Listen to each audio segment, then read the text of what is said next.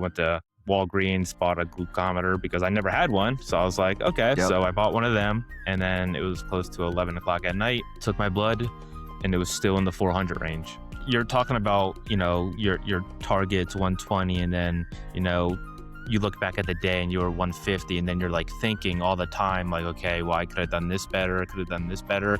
And I think that kind of leads me into the point of like, people that don't have type 1 or don't know anything about type 1, like they don't understand the amount of time that you think about this stuff. Welcome back. This is episode number 376 of the Healthy Diabetic Podcast. I'm your host, Coach Ken Kniss. If you don't know much about my story, I was diagnosed with type 1 diabetes at the age of 25 in 2007. And I'm the founder of Simplifying Life with Diabetes, a diabetes health coaching company that bridges the gap between your medical team and the daily complexities that you face living with this condition every single day between your doctor's appointments.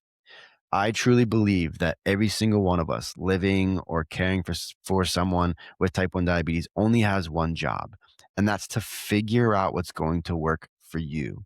If you're looking for new perspectives and new ideas on how to live with diabetes, you've come to the right place. As always, before we get started, please remember that nothing that you hear on this podcast should be considered medical advice or otherwise. Please always consult your medical team before making any changes to your diabetes management. Okay. No Graham today. I'm solo today, but with a guest. We haven't had a guest on in a while, and I've recorded a couple episodes over the past 2 weeks with 2 or 3 guests. So I'm really excited for us to get back into the flow of not just having me and Graham or just me doing a solo episode. Diabetes Confessions Part 2 is about to come out, so make sure you listen for that one. But I love having other people on that are dealing with type 1 diabetes and talking through their perspectives, what they've learned, what's the most impactful thing they've learned, what are some pieces of advice that they can give us. And I think one of the really cool things about today's guest is the fact that he had an A1C over 13. I think it was like 13.1. And just over 14 months, not even 2 years in, he's been able to drop his A1C all the way from 13.1 to 5.9, 5.8. That's incredible. And that just is a testament to us being able to learn on the fly and experiment. We talked a lot about experimentation in this episode. We talked a lot about him playing hockey because he plays ice hockey as well. He was diagnosed as an adult. And there's just so many really cool things that we talk about in this episode. So I'm really excited for you guys to listen to this one. So without further ado, let's sit down with Matt Schreiber. My name is Matt. I was diagnosed with type 1 diabetes in March of 2025. So it's only been like around a year and a half. Man, newbie, yeah. Matt, you're a newbie. Yeah. I love it. I feel like a newbie, but I also feel like at this point, I have a good grasp. I know it's not exactly easy for everyone, but I feel like I've really listened to my body and kind of gotten control of it in a way that, helps me reach my goals as well as still like do everything in life that I still want to do. So I was diagnosed in March, and I was really not feeling well for a long time. And, as most people do, you kind of just like push off the whole, like, I don't want to go to the doctors, like, oh, it's just something temporary. Mm-hmm. I started, the typical symptoms, dry mouth, drinking a lot of water, like from, I don't know, November of 2024 up until I was diagnosed. Every single picture there is of me, like I have a water bottle with me, like just everywhere I go. Yeah. I ended up losing 20, 25 pounds. And I just, I'm an active person. I play ice hockey. I go to the gym, 4 to 5 days a week. I would get to the gym and I would just start lifting. And like after 10 minutes, just completely just toast. Like don't want to lift no more, just super tired. And then one day, my wife, my girlfriend at the time, was like, you really need to go to the hospital. And I was like, nah, I don't really feel like it. So I compromised and we went to urgent care. So when we went to urgent care, they took my blood and it was 490. Mm-hmm. And I was like, I don't really know. I don't, they were like, does type 1 run in your family? You don't look like you'd be type 2. You look fit. I'm like, well, my grandparents on my mom's side both have type 2 that I know of. And then no one on my dad's side does, have type 1. And they were like, okay, well, you really need to go get checked out. Yeah, they made me a prescription for metformin. They said, take this and then check your blood sugar in about 4 hours. And then, if it's still really high, you should go to the ER. So I was like, okay. So we pick up the prescription. I take it. And then Wait, at what, like what was the 11, prescription again? Did they just give you metformin. insulin? Oh, Yeah. metformin. Okay, that's you Yeah. just say that. Yeah, yeah, Yeah. metformin. Okay, got it. So I took that, and then around 11 o'clock at night, well, before that, we went to Walgreens, bought a glucometer because I never had one. So I was like, okay, Yep. so I bought one of them, and then it was close to 11 o'clock at night. Took my blood, and it was still in the 400 range. So I was like, I don't want to deal with this right now. It's 11 o'clock at night, but we got into bed, and then I just laid there, and it was eating me alive. Like I was like, there is something really wrong. And then, I said, you know what, let's just go. Let's just go. Mm-hmm. So get to the hospital, they take my blood. It was 480. And they were like, okay, well, like, we're going to get you, can you do a urinalysis or, stuff like that.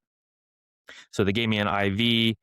My ketones were like out of the world, right? Like, Wow, man. they think that I've had this for a long time, which would make sense. Like, you know, so I got blood work done and everything, and my A1C was 13.1. So, Wow. and that's kind of where it all started. Did they diagnose you with DKA at the time with your ketones that high? They were high. I never was officially DKA. They told me I was on the verge of it, but never like officially DKA. Yeah. Hmm.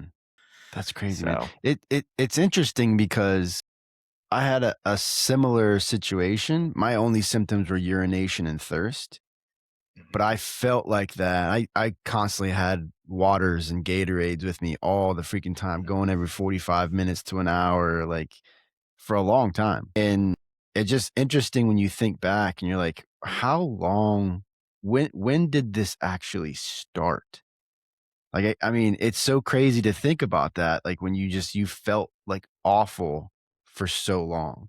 yeah, and I feel like the first time was in like October of 2024. If I could really think back, like I feel like around then would be the start of it. Because like when I first moved to Texas, I got blood work and like all that stuff done, like finding a new primary care and all that stuff. And that was back in 2023. So I've only been here for, a little over going on, yeah, 3 years or more. And I looked at my blood results and my A1C back then was 5.2. So from Mm, 2023 up until when it happened, I more than doubled it. So mm, it's very interesting to like, and I don't have any family members. Like I've asked, my mhm. mom's side, my dad's side, no one has type 1. So not really too sure. Yeah. It's interesting too, because you know, even just 10, 15, 20 years ago, we'll even say 20 years ago, we really thought it was a genetic condition. We really Mhm. thought that it was a genetic condition. It was an adolescent condition. Most people that were getting type 1 were adolescent. But then, what I think a year or year and a half ago, I saw a stat. This was post COVID. Maybe it was 23. I don't remember. It was like, it was around, after, we'll just say post COVID. Mhm. The stat that I saw was it was mind blowing. Over 60% of people being diagnosed with type 1 diabetes right now are over the age of 23. Wow. Over 60%. That's a stat. I Wow. mean, even if that is like skewed a little bit, that's still astronomically crazy from where we used to think diabetes was, type 1 Hmm. diabetes, where it used to be an adolescent condition. And tons of adolescents are still getting it, but it's just crazy to think about. You know, people say, I mean, we can go on and on and on about why we think that is. I mean, medical system will say because we have better diagnostic tools, but sometimes I don't know if I agree with that because I've also talked to so many people on this podcast that and past 25, 30, 35, like they're getting misdiagnosed with type 2. And like, I mean, even you did. I mean, not Yeah. technically, I mean, you got put on metformin instead of them saying Yeah. like, oh, we're going to give you just a little bit of insulin and see how it goes. Like they gave you metformin, which is a type 2 medication.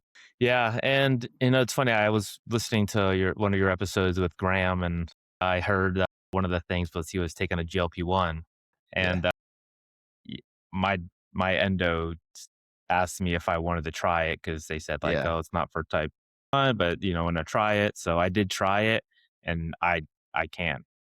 It Really? makes me feel that bad. Hmm. Like, the first 2 days, I'm, like, down and out, like, feel Yeah. nauseous, and I'm on the lowest dose too. Yeah. So Yeah. and, like, yeah, did I see it better, like, my levels were more, normal? Yeah, Hmm. but I also wasn't eating as much. So Yeah. so Yeah. that's, take that into consideration as well. Yeah.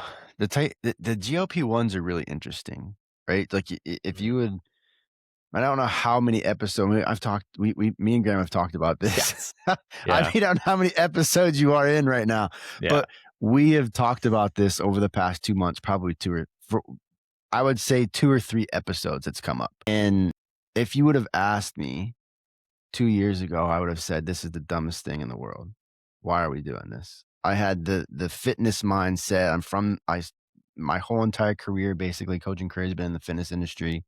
Mhm. This is crazy. Why are we doing this? But now that I'm more educated about it, I understand why people are going on it because it's not a weight loss drug. It's a hormonal replacement drug. And when you think of it like that, it's really interesting that people that aren't overweight, which is what it was originally designed for, are having some pretty good success on it, but then other people aren't.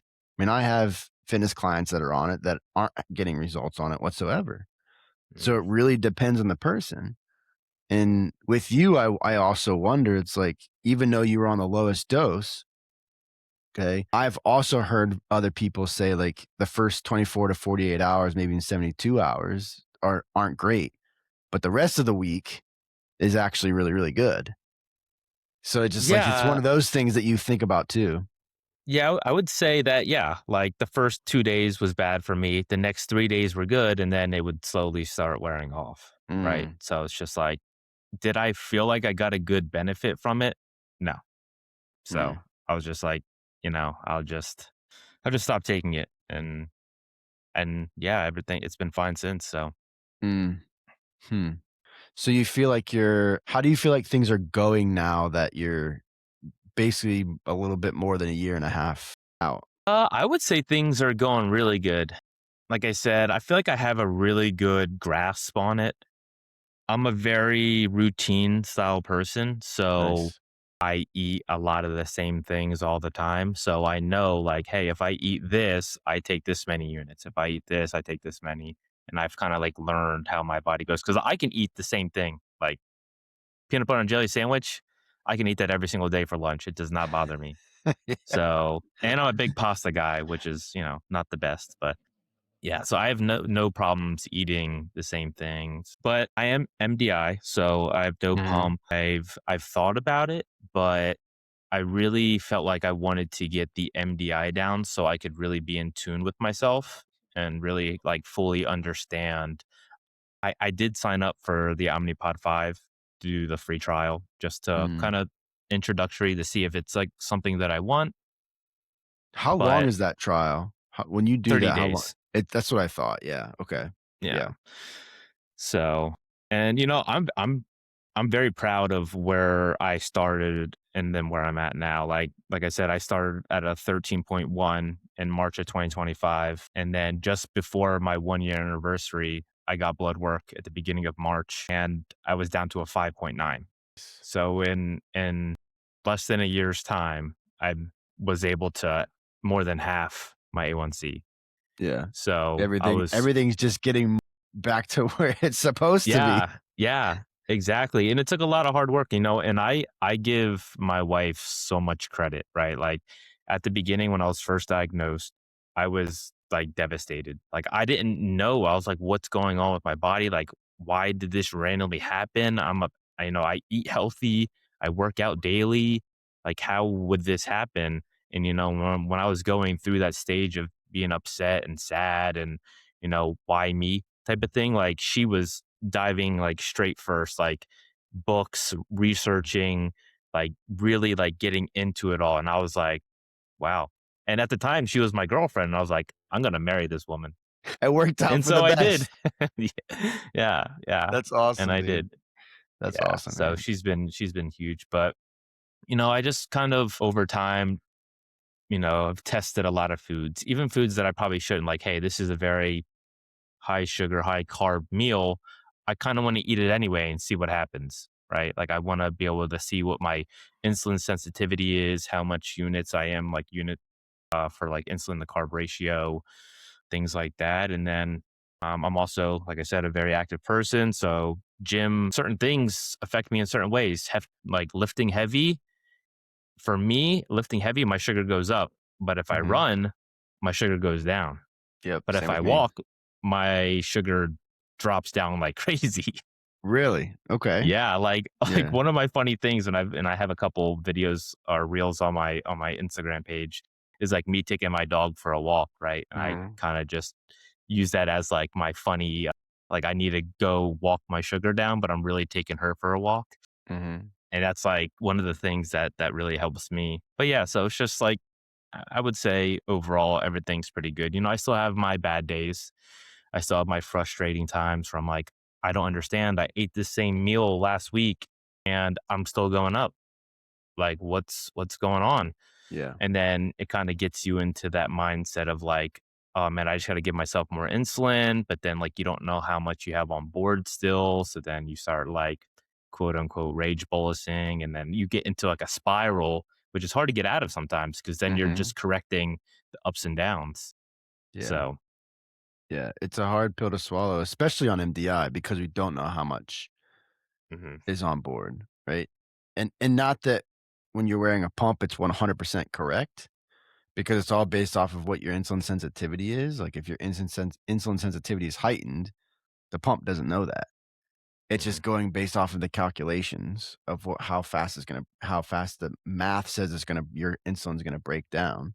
And also, you're not telling it which insulin that you have, right? So Humalog, Novolog is completely different than Fias and Lemjev, right? yeah. So these are the things that are really interesting that if the technology is amazing, but we also have to take all these other factors and pieces into the equation of making the decision.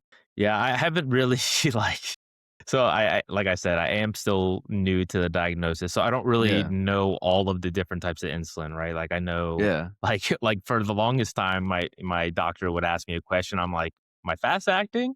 Like, Yeah, "Am I yeah. fast acting Yeah. or am I slow acting?" Like which Yeah. which one? So, but yeah, I just use the pens for everything, and it's funny because for my long acting is what I call it, I guess there was, like, some type of back order on it, so I actually had to get a vial for the first time. Mm. So I'm used to pens, right? Just click, click, click, go. So Yep. I got a vial for the first time, and I was like, "Oh, man, I've never used these." So I get home, and I was like, "I don't have any syringes, like, I don't have any, like." So I had to go back because I Yep. forgot about that and get some of those, and then, like, I don't know, it was just, like, a new thing for me because I've never had to hold a vials, take it, people think it's like, "Oh, it's not that difficult," but, like, when you've never done something before, it's kind of like Yeah. it takes a little to get used to. I don't know, like, Yep. so it was, like, funny to do it for my first time because I was, like, all, like, weird with it and, like, awkwardly holding it and Yeah. all Well, that, just so but then the air bubbles and, like, yeah. pushing the air bubbles out and making sure there's no air in it. Like, yeah, that's not something that, like, someone that doesn't constantly do that. I work with needles, like someone in the medical field, like a nurse or whatever it is, like, that's not someone that's you're gonna just know something you're just gonna know. Hmm.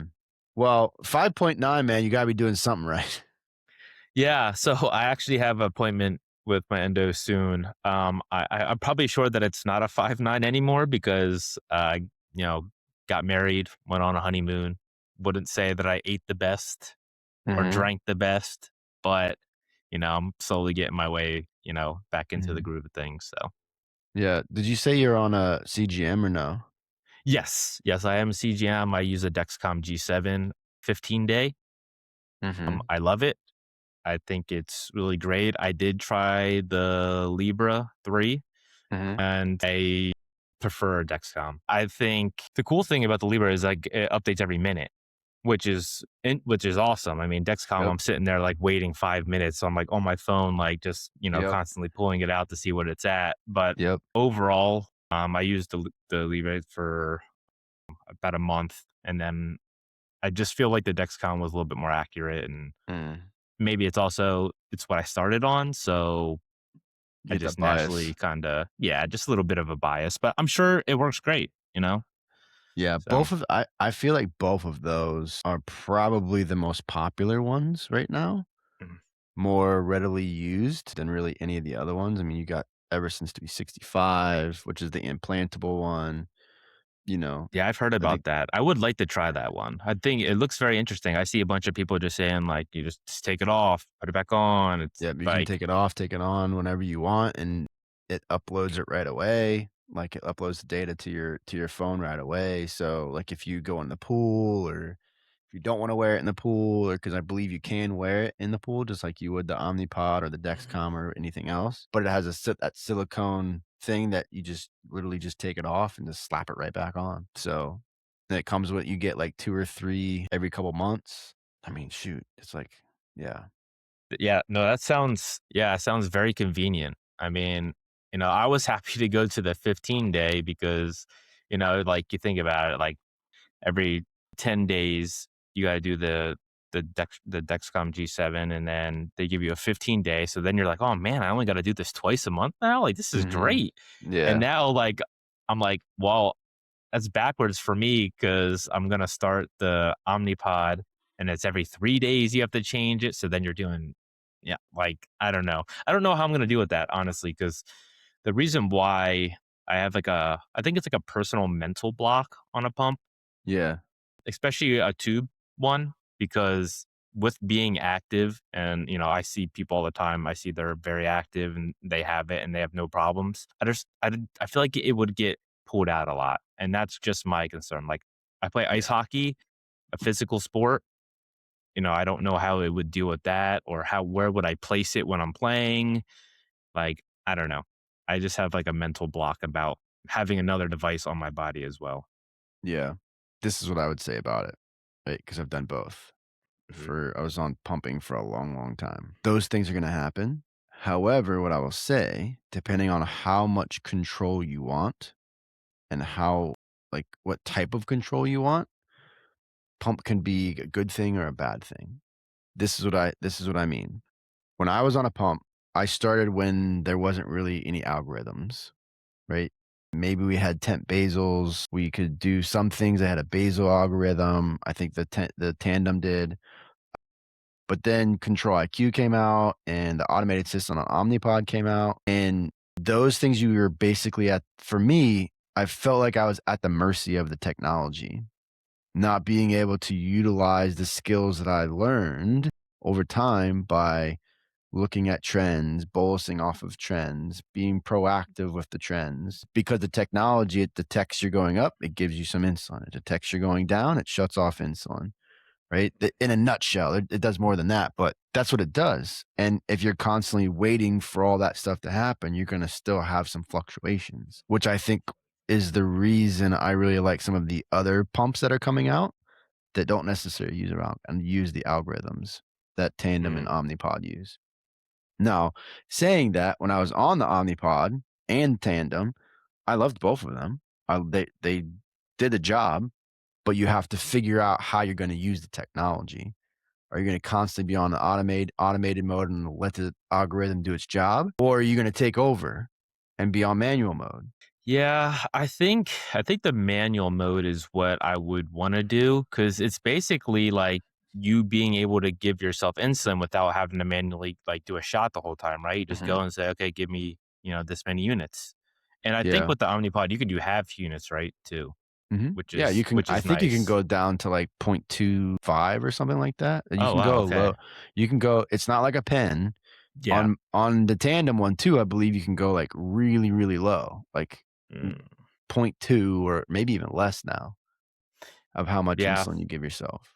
I would just say that's probably the one downside of being MDI is Yeah. like when you're in between sometimes and you're like, do I want to have the chance of possibly going a little lower than I want to be? Or, should I just let myself be a little bit higher and then go that route? I mean, me personally, I always tend on being higher. I don't like the feeling of lows. It's terrible. Like, I'd rather be like 190, 200 than like 70. Mm, So yeah. I always like my and this is probably not, but like my range is like 120. Like I like 120 is a good number for me. I know I Mhm. could be like a little lower, but when I bolus for my food or anything like that, like I always try to keep in mind the 120 range. Because if I Yeah. overshoot it a little bit and I can still go low, but I won't go too low. And then if I don't bolus enough, I can always just give myself like another unit and then I'll be able to fix it. So Yeah. that's kind of how it works for me. Yeah, so your target is 120, not your range. Yeah. Your range is 70 to 180 if you haven't changed it in Dexcom, but your Yeah, target. that's my range, Yeah, but I the my target target, is yeah. 120. Yeah. Gotcha, gotcha, gotcha. Yeah, Yeah. yeah, yeah. Proper, terminology there, Matt. Yeah, yeah. I'm still learning, guys. I'm still Yeah, learning. it's good, man, it's good. But it's interesting because a lot of people don't necessarily understand the target piece, right? Because we've in in an actual session with our doctor, they're talking about, "Oh, you're this much in range. You're Mhm. 70% in range. You're 80% in range. You're awesome." But what is that number that the average is, right? Because that's almost also gonna tell you around if you're constantly around that number, if your average is around that number, that's around what your A1C is gonna be. And then a lot Yeah. of people don't really understand or contemplate what the number is compared to the A1C or the A1C to the number, right? Every time I get my A1C, I don't care about the A1C number. I care about what is that average blood sugar. And then on the flip side of that, when I look at my CGM data every single day, like at the end of the day, I'm looking back, what is my average for the day? Because I want to be as close to target as possible. Yeah. The percent of time and range is important, but I feel like if you know that your target range where you feel the best, every decision that you're making, like you just said, is to be at that number. That's you should be close to that number for your average for the day as well, Yeah. right? Because that's going to give you some insight on like, oh, hey, my target is 120, but I was 150 all day. Okay, there was some decisions that I could have made that might have could have made this a little bit different, right? So like thinking about the way you're managing and how you're making the decisions in the moment, or even in reflect when you're reflecting on everything, I feel like that helps get your confidence on making decisions and get your confidence on like where do you actually feel good and want to have your blood sugars all the time. Yeah. Yeah. It's funny you mentioned that because like you're talking about, your target's 120 and then, you look back at the day and you're 150 and then you're like thinking all the time like, okay, well, I could have done this better, I could have done this better. And I think that kind of leads me into the point of like people that don't have type 1 or don't know anything about type 1, like they don't understand Yeah. the amount of time that you think about this stuff. Like all day long, like I go to eat something, it's like how many carbs, how many units, like what's my unit to insulin to carb ratio or, you know, things like that. And it's not something that typical people would ever think about. Mhm. Like, Yeah. like family members, my wife, she can eat whatever she wants. She doesn't need to Yep. worry about it, but it's like it's always like a constant thing going in my head. And I think at the beginning when I was diagnosed, I was so afraid to just eat things with carbs in general. Like I was like, I don't want to eat carbs. Like I never thought I'd be a keto person, but you know, I'm going that way. I didn't. I didn't do that. But Yeah. I was just super afraid all the time. And still now I'm like, wow, like, okay, like I want to go get something at a restaurant when we're out. And I'm like, oh wow, that has a lot of carbs. And then I'm like, Mhm. like everything's still good in moderation, right? Like, the insulin's there. I'm one of those people that's like, I'm all or nothing.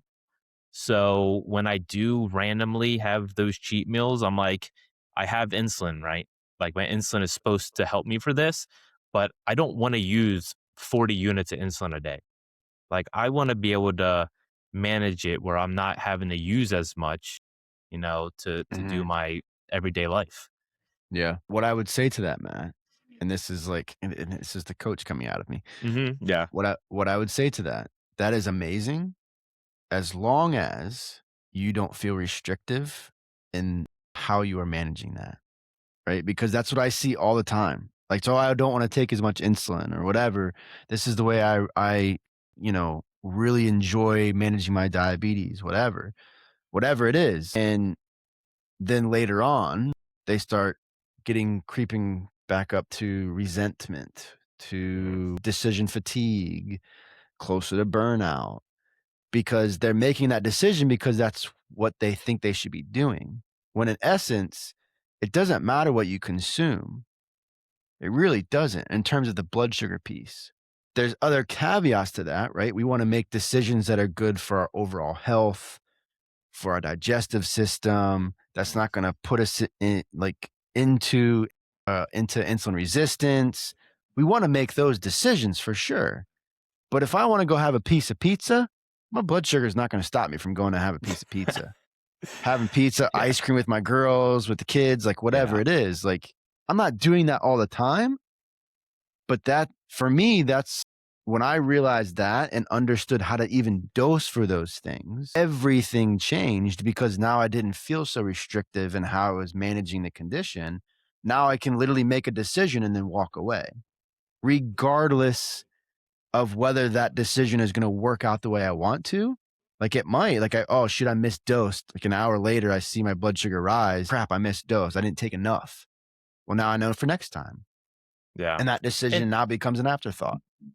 yeah, and I wouldn't say that I'm restrictive. Like I That's good. still like we still go out and get ice cream. Awesome. I still go out and, have a pretzel because one of my I'm a huge bread fan. I love bread. Yeah. Oh, yeah. So like, going out to the bar and getting a pretzel and some beer cheese or something like that, like I know I still eat some. I don't eat like a whole pretzel like I used to, but I'll Yeah. rip off a couple pieces and Heck yeah. I still enjoy the good stuff. I try to and do it in moderation. Like not Yeah. every day, but once a week, once every 2 weeks, Perfect. Yeah. yeah. As long as you're not feeling restrictive with it. Like Yeah. that's I just seen it so many times, even with myself. It leads to burnout and we don't deserve to be in that position. Like Yeah. No, I feel agree confident 100%. with feel confident with all of your decisions. Yeah. Yeah. But that's awesome, man. That's awesome. Yeah. What do you feel like has been the most impactful thing that you've learned from diabetes in the past like year and a half? I feel like I've learned to listen to my body I love it. That's like awesome. Yeah. like before being diagnosed, like I'd eat a whole bag of goldfish. Like, I'd go play hockey and be like, no, like, my body's all right. Like, I'm just good. It's just, I'll feel better tomorrow. Yeah. And then like nowadays, it's like every little thing. I'm like, oh man, like I need to listen to my body. Like, okay, yeah, I did this. I don't feel right, or I went and ran today and my blood sugar dropped. Like, you got to listen to my body. And what also comes with that is not 100% relying on your CGM, Mm. I love it. right? So, like, I'm sitting, I have to go to the office because I work a hybrid job. And when I go there, my Dexcom says a certain number, but I'm sitting in my desk and I'm starting to I feel like I'm starting to sweat a little bit. And I'm like, okay, like I'm not too sure, but let me just go and take my blood real quick. And my Dexcom ended up being like 40 points off. And I was pretty low. It was like 65 area. And I was like, oh man. So, and of course, the one day I didn't bring a sugary snack with me. So I have to walk over to one of my colleagues and I'm like, hey, like, do you have a piece of candy that I can get? Like, so Yeah. She ended up giving me a piece of candy, so I was like, "Okay, we're good." But You kn nowadays, I'm much more prepared. yeah, and you you know where those colleagues are where that has the candy. Yep, yeah. So this is funny. So this is a funny story. I was eating lunch with a couple of my colleagues the other day, and I saw some videos online, and I was like, you know what, I'm gonna ask them a question. I said, guys, if you ever found me in a state where I'm not unconscious, but I'm very out of it and everything, what's the first thing you would do? And they said, I'd give you insulin. And I was like, Please guys, don't I do might that. not be here. I was like, I Please might don't not do be that. here. Please don't I do might that. not be here if you do that. So I Gosh, kind of dude. like, and it's people that I sit next to. So I'm like, I probably should have said this a lot earlier, but it just popped in my head. And I told them, I was like, don't do that. That's the last thing you want to do. And it was just funny because we were laughing about it. And now we just kind of joke around. Um, Matt, I need to say this one thing about this because this is really important, and I'm so glad that you're bringing this up. So many people that work in an office with other people or go out into the world are so scared to talk about their diabetes. They wanna hide it. They don't tell people. They don't tell their colleagues. And I love that you're bringing this to light because every part of your if I felt like if I'm listening to this and I felt like that, you just opened my mind to being able to say, "Oh my god, it's okay." Like, yeah, like it's I should be doing this. I should be telling my colleagues so they can also keep me safe. I should be yeah. telling my colleagues because they should know. Like, I should be telling my close friends because they should know. Yeah, and I think that's very important, especially like, I didn't really tell people like, you know, I, I don't know anyone in real life with type 1 diabetes. Like Mhm. I don't know anyone. I've never met someone before with it. So, when I speak to people now, like, and I got on social media, like that's been a huge thing for me, being able to relate with others and have that community in a sense to kind of see what other people do, what works for them. Might not work for me, but it gives me something to like look forward to or to try out. Yeah, man. And I never really used to tell people I had it. And then like one day I was just like, this is who I am. Like it's a part of my life now. So I'm just gonna own it. Like I am, I wear a little like clip on my watch right here that says type 1 diabetes. Like I am all for it. I did for my 1 year anniversary. I did a run through Breakthrough T1D, Mhm. and it was just a virtual run because they didn't have anything around. But I ran a 10K. I've never ran like that in my life. Like I'm not a runner by any means. I'm not a runner. But for my 1 year, I was like, I want to challenge myself. I want to prove to myself that this disease is not going to take over my life. Like I'm going to do Mhm. things still, and I'm gonna prove myself. So I trained for it for a while. I even saved up like a fundraised a little bit. Like I had no like I just wanted to run in it for myself. And then talking to my wife and she was like, what, you should really try to like just put it out there, right? Tell your story to people, post a link on your social media or whatever you have, and just see what happens, right? So, I did that. I made a page for it and everything. And I ended up fundraising almost $1,500, which Wow. was way more than anything I could have ever imagined. Yeah.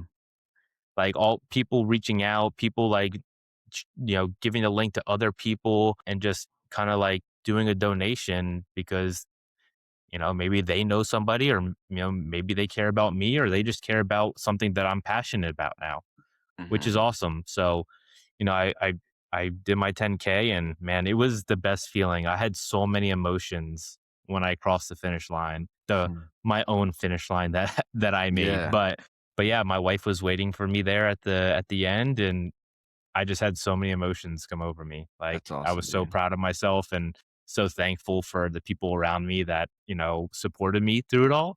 So yeah, it was really awesome. That's awesome, dude. Yeah, it's amazing when you can accomplish something like that you don't ever really do. Like, that you don't I like, I've seriously considered I don't know if I'm ever gonna do it, but I've seriously considered doing a High Rocks challenge if you've heard of High Rocks. Yeah, Like, I thought about doing the one in Dallas yeah. in November, but I'm like, I haven't really trained at all, and I feel like I Yeah. need to train more than a couple months to do that. Yeah, man. We're at the gym I work at, we're a High Rocks affiliate, so we teach High Rocks Okay. classes. So I take class all the time, like, I'm constantly, like, I teach once a week, I teach one of the classes once a week, and it's a fascinating competition, but it's also, like, awful. Like, I Yeah. can barely get through a freaking class, let alone 10 or 8 freaking stations along with 8 times of doing 0.62 miles, like, no, thank you. Yeah, I see some of the videos online about it, and I was like, "Wow, I could really, like, see myself wanting to do it." And then, like, I see, like, there's, like, I guess there's, like, 2 different ones you can do, like, I guess, like, the average person, or you can do, like, the professional, Mhm, like, what the pros mhm. do, Yep. and man, like, they are so athletic. And It is crazy. the weight that they're using too is insane. Like, Yeah, for the like sled, for the pool, for the yeah, it's crazy. I thought about it. I heard that the one in Dallas is super popular, like, it's super packed, so I didn't get in. I didn't think I submitted my information in time, unless I could still do it, but, yeah, I always thought about doing it. I think it'd be fun, a good challenge for myself, just like the Yeah. next level. Because the next level for me, like, I did a 10K, the next would be a half. I don't think I'd ever do a full, so I think a Even a half is where I half, cut the dude. line. Jeez, even a half, man. Yeah, Gosh. I High ended my standards. 10K. Yeah, I ended my 10K feeling pretty good. Like, obviously, I was exhausted, but I was like, I think I would do a half one time in my life, but I would never do a full. You say that now, Yeah. though, but you did a Yeah. half, now you're like, "Man, now I gotta do a full." Yeah. Did you So, train well, for the 10K? yeah, 2 months.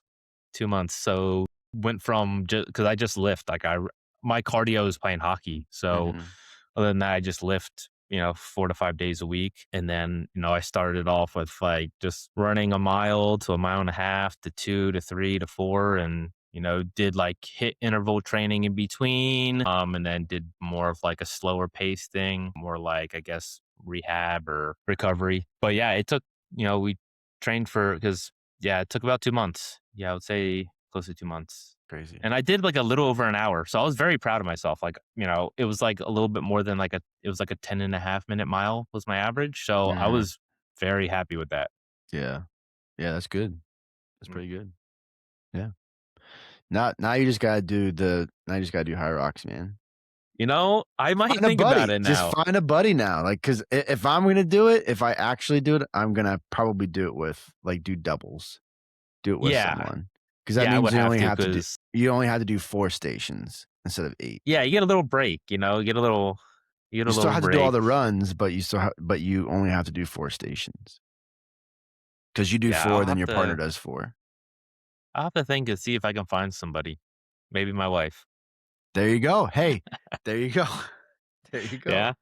Yeah. Yeah, but then she's gonna have to probably do the same weight as you on the Uh, sled and the carry and the so, okay. you Well, might just have to do all of the weighted I'll find a buddy. movements and she could I'll do find a all of the buddy. conditioning movements.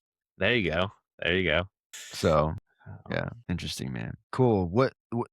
One of my last questions I have for you is if you could think of if there was like 1 to 3 pieces of advice that you could give the listeners right now that they can put into action right now that maybe worked for you or that you've seen or that you've done, maybe haven't done. What's 1 to 3 pieces of advice that you could give the listeners? I wish I would have known this Oh, first this is one perfect. sooner. This is perfect. Would be celebrate the small wins. Oh my god, I love Like, it. even if it's for a half a day or a full day, you've been arranged for 24 hours, like, it's okay to make those feel like you won a championship. Like, it's not easy living with type 1. I can say that. It's not easy. So, like, just celebrate the small wins. Like, let them, like, make you feel good, because that just leads you to want to do better over time. So that's like the first thing, because I didn't do that for the longest time. And I was like, you know what? I just gotta let myself enjoy this moment. Another thing that I do a lot that I would probably tell someone new with type 1 or someone that has type 1 for a while is don't beat yourself up over the high blood sugars. Mm, Like, we're not perfect. We're humans. You know, Sometimes if you're MDI like myself, I don't calculate something right. If you're depending on technology like a pump, it might not work right. Don't get frustrated. Just kind of like we talked about earlier, just learn from what you know. Like you don't Mhm. know what you don't know, right? Yeah.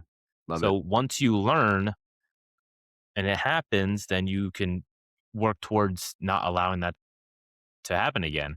Mhm. And I think that's something that I struggled with a lot because, I was like, "Oh, my sensor's going off. Oh, like my endo's gonna be like, what were you doing on this date at this time?"